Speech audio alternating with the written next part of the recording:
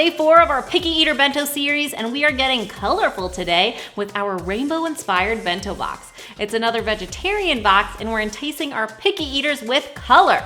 First, we're starting off with another picky eater typical fave, pasta, but we're kicking it up a notch nutritionally by using lentil pasta. Not only is it colorful naturally from the lentils, which are also the only ingredient, but that means it's also higher in protein, perfect for a meatless meal. I simply cook up the pasta as the box directs, cool completely, and then toss with a little melted grass-fed butter and salt, a picky eater favorite. Rather than making a scary red pasta with a bunch of other ingredients that's intimidating, keep the preparation of the pasta as your picky eater likes. Simple, which will encourage them to try and get the added benefits of the nutritious base. And remember, continue to try offering new foods to your picky eater or yourself if you're picky. It can take 10 to 15 times of being exposed before someone, a child or not, becomes willing to try a new food. So it's important to be patient, but keep making those foods accessible. Next, we're back to eggs for protein, but we're making them even more enticing by cooking them in a waffle maker. I whisk together eggs, a bit of cheese, some milk, dairy or non, and a pinch of salt. Pour into a heated and greased waffle iron, spreading evenly across the griddle.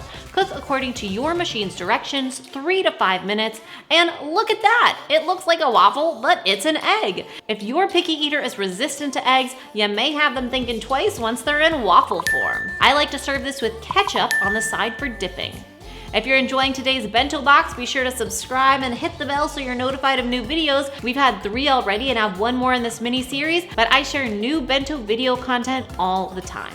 Next, I've got some freeze-dried green beans or green peas if you prefer. I found these online, but the point is freeze-dried foods in general can be a good way to encourage eating vegetables because they've got that crispy crunch. I've also shared a crispy green peas recipe in a previous video for a fun snack idea. For another snack component, instead of crackers or nuts, try pumpkin seeds. There are also flavored options now that may encourage your picky eater. They're crunchy, savory, and super nutritious, packed with zinc for immune support, heart-healthy magnesium, plant-based omega-3 fats, and anti-inflammatory benefits. For fruit, I've got blueberries and grapes. I bought these little toothpick skewers online, which just makes food more appealing and friendly. To some, it may seem silly, but to a picky eater, it can mean a lot. I've also linked these pics below. And that is the Taste the Rainbow box. And when it comes to these lunches, remember to take what you want and leave what you don't. The goal is to give you inspiration and ideas so you can make your favorite box, not mine.